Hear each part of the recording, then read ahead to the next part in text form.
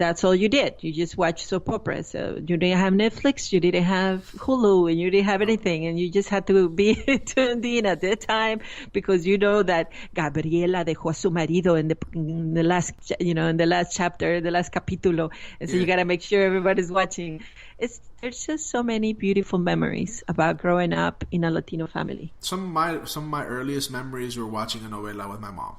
I kid you not. I can remember when I was like 3-4 years old, and it was that. Because that's what it was in the evenings. I'm a Gen Xer too, and it's like in my household in the daytime, the kids got to watch cartoons in the afternoon because it was, you got home from school, it was 3 to 5 o'clock, it was cartoons. We got to watch cartoons.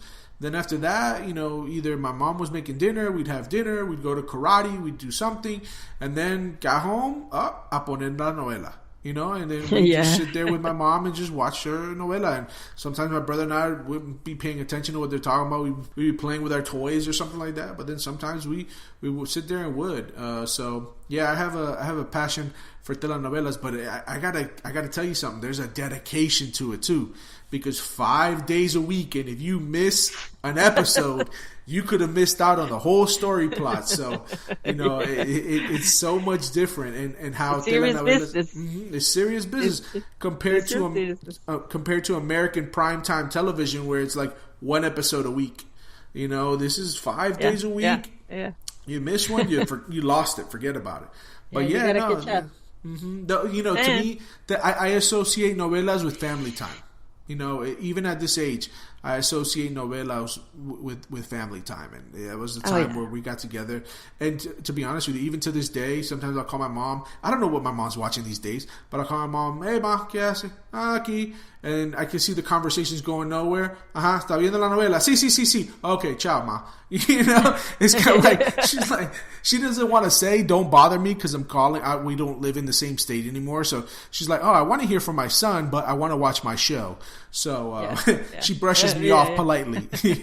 I really wanted us to talk about, though people came to visit, they could not go beyond the living room. And you never took anyone to your bedroom or the kitchen unless they were invited in. And which here, the opposite is when you bring someone to a house, you give them a tour of the house and you show them your bedroom and your bathroom. It's like, no, that in my country, you never do that. When I have people over at my house, I'm kind of like, I always close all the doors to the office and the guest room and my bedroom. And it's like, people don't need to be looking in my room. If you need to go to the bathroom, there it is. But, it's funny how those things kind of come about. The privacy part, I wrote what I thought was my memoir or diary when I was 18. And my mom, of course, it was just a one way for her to check what I was thinking. She opened it and, she discovered a lot of things she didn't want to know. And, and I couldn't even say, why did you check? It's like my expectation of privacy is none. But she, something you said before, we have to acknowledge that everybody grew up in completely different families. Each family is different. And some parents are more in your business than others. Some sisters and brothers are different. And depending geographically where you grew up and your generations of how you came down to, it makes a difference. But to me, that's a fact. Even though you have different experiences in each household, there is just a common denominator. For example, if I said to you, how many kisses, let me put it this way. What was your experience when you walked in a room and your tios and your abuelas were in the room? Are you kidding me? You had to set aside 30 minutes to come into a room and 30 minutes to leave a room because you had to make sure you had to say goodbye to everybody. And sometimes you said goodbye to everybody twice. Twice. And you had to give them a kiss. And kiss on the cheek. Then they would squeeze your cheek. Kiss on the cheek. ¿Cómo estás? ¿Cómo has pasado? ¿Todo bien? ¿Cómo está la salud?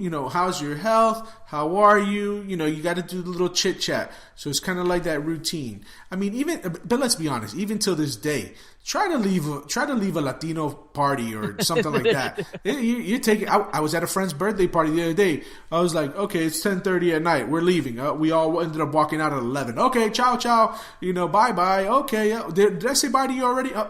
Let me go around the table, and there was like 20 of us. That was just a part of growing up. Oh, it is a routine, a ritual. Ritual. It is more than a routine. It's a ritual that everywhere you go. And then you override that when you're here because people see you and you're like, hi, I want to say hello to everyone in the room. And they're thinking, why is she such a butterfly? Because some of the folks that I know here, they just walk in and out of the room and just say hello to a person on the right, a person on the left. But I need to say hello to the entire room, which comes out that the Latino vibe of always thinking, make a connection with people. And I remember part of what my tias did where this is a check-in, only saying hello, but they're looking at you and they said, well, how are you doing in school? So it's like almost an accountability of how life is going for you. And you need to let them know. You have to have a soundbite of school is going well, or, just different things. And if you're too flaquita or too gordita, and then they will tell you, or if you're growing up, or if they will say, well, you start looking a lot like your dad, or you start looking like tu tío. Mira, tiene los ojos de la abuela. Those little, there were different types of check-in. But when talking about getting in a room, and when I first came here, the first party was a Super Bowl party. Ooh. And at one point, yes. So at one point, I thought, when are people going to dance? Nope. And I kept waiting. And the Super Bowl parties last all day. No one danced. And I was like, okay, when are they going to put music? Now, this was the biggest, I think, culture shock for me because growing up in Latino families, it's all about dancing and music. It's funny that you mentioned that because in my family, it was all about the music, but there wasn't a lot of dancing. And I'm not gonna lie, I really respect my friends back home, my Dominican friends, my Puerto Rican friends, my Cuban friends back home, because when I would go to one of their parties as kids, everybody would be dancing. But in my household, there'd be music playing, but the men would be playing dominoes somewhere, the women would be in the kitchen doing something else, and the kids would be running around. And there was music, and there was every once in a while someone would dance, but it wasn't like it was when I went to my other friends' houses where everybody was just kind of dancing. It was kind of like everybody was doing their own thing in my family. So, I mean, you get that from every now and then. So when I saw the topic on the list, I was like, I can relate, but I don't relate on the family side, And even, and it's funny because even today in my personal gatherings, at my place, we'll have music going, but it's mostly like that background music. We'll be sitting around, we'll be eating something, we'll be drinking something, we'll be playing dominoes, we'll be doing something else, but it won't be that, hey, vamos a bailar. No. It's the music's there. It's just we're not getting down like that. And I don't know. It could be a cultural thing. It could be just a family thing. It may be. I do have a very neat close of friends, and we do not get together if there is no dancing involved. Yeah. I mean, you just gotta.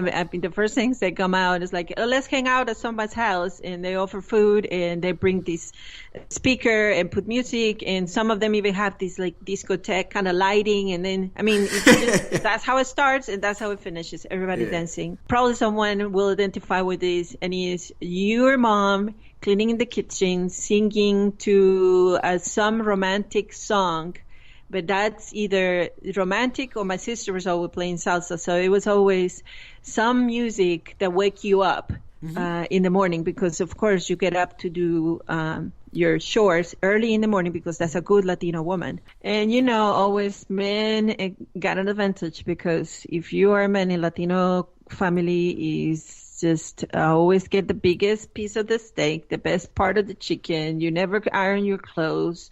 You don't get to clean the house. You just need to be a man. That was not fair.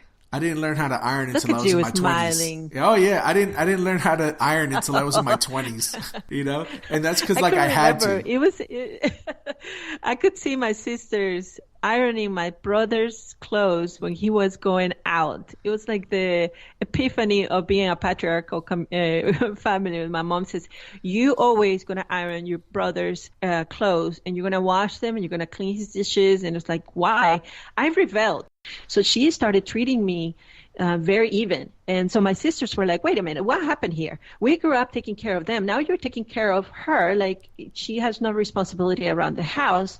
And I said, well, this is not about being a male or female. It's who is available, who's not available. Of course, that didn't last too long until my sisters gave her a hard time. And she said, no, she needs to learn how to cook and how to clean and how to do all these things.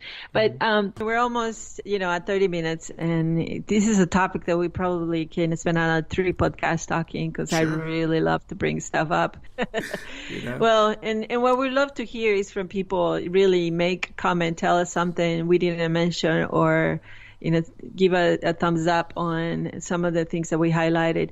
And just to close, I think for particularly there is this always warm feeling of being around a community that grew up with these very heavy presence of family, of caring for each other, of reputation, respect, and the hierarchy, the privacy, all these things. I think it makes an identity of us where we always carry a very good attitude towards others. And that's what makes Latinos such a neat group to be around and to work with. Yeah, and I mean, thank you, Gina, for sharing your experiences of growing up Latino. I really enjoyed hearing your point of view on how you grew up and how things are different from Costa Rica to the U.S. And, I had an opportunity to kind of share a little bit of my story. So thanks for providing me that platform and this great topic so we can move forward. Thank you. And that's our show for this week. We want to thank you for listening to our episode of LatinX Point of View. We are a bi-weekly podcast every second and fourth Tuesday of the month. Make sure to subscribe so you get a notification on your phone about our shows.